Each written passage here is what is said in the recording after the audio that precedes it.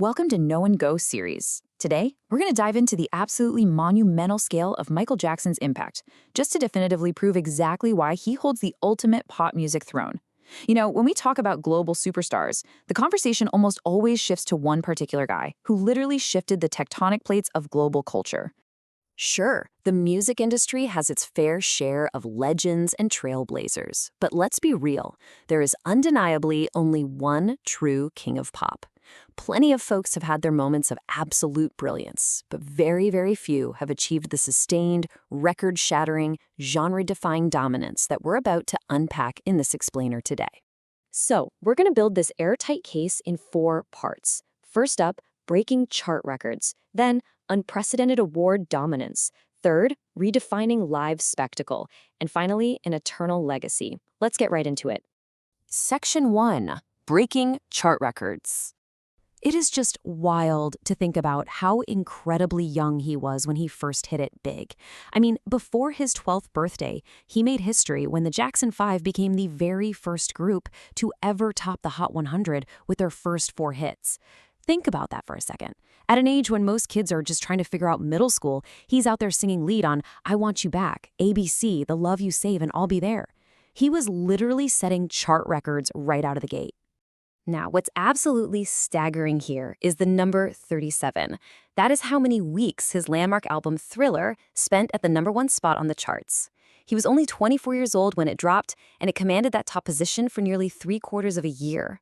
That kind of sustained, unyielding cultural grip, it's honestly almost impossible to even wrap your head around in today's super fast-paced music landscape.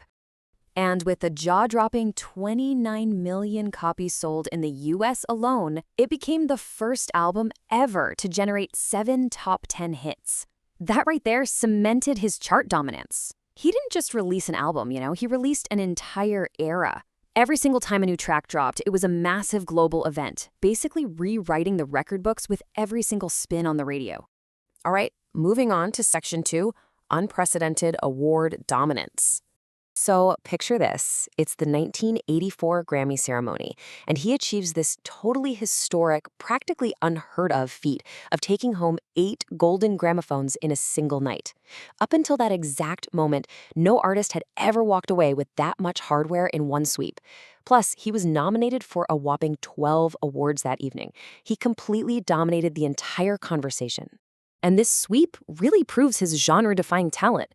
He became the only artist to win in the pop, rock, and R&B fields in a single year. He wasn't just stuck in one box or tied down to one sound. By winning across all 3 of those distinct categories simultaneously, which is frankly a feat most artists couldn't dream of achieving over a whole lifetime, he proved his music truly transcended boundaries. Over his entire career, he racked up 13 total Grammy wins. And he was even further honored with the super prestigious Legend Award, as well as a posthumous Lifetime Achievement Award. You know, those special merit awards, they're reserved for the absolute titans of the industry. They acknowledge not just a catchy hit song, but a whole lifetime of massive, ongoing influence in the recording world. Okay, that brings us to Section 3, redefining live spectacle.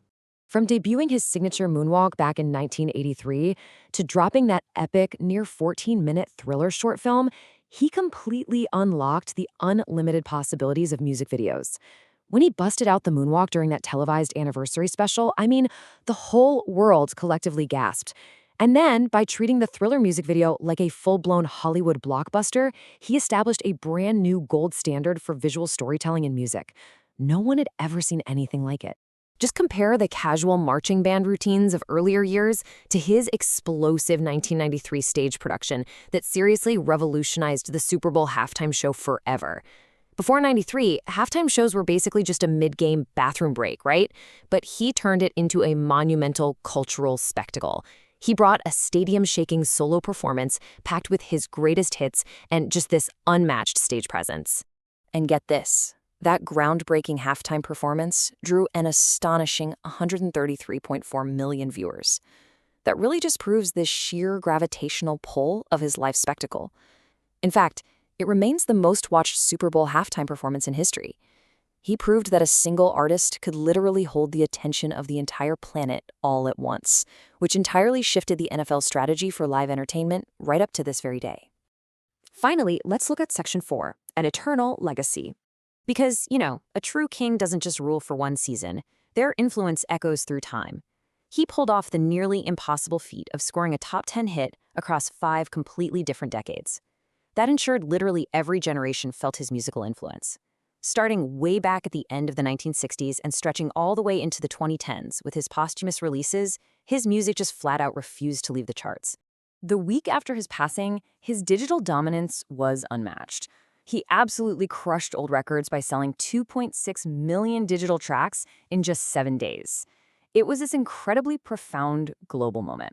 He also became the very first artist to hold the 3 best-selling albums in the country simultaneously. It really showed that his music was the first place the world turned to when they needed to process the loss. He once said, "The meaning of life is contained in every single expression of life."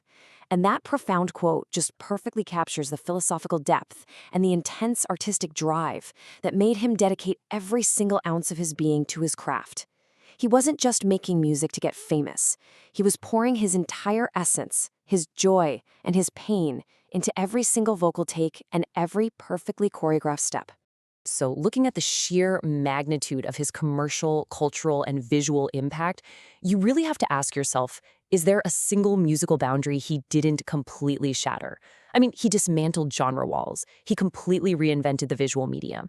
He conquered live entertainment.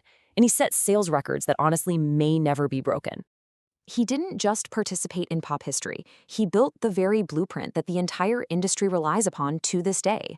Every modern pop star who steps onto a massive stage or shoots an ambitious music video owes a huge debt to his vision. Thank you for listening to this Know and Go episode.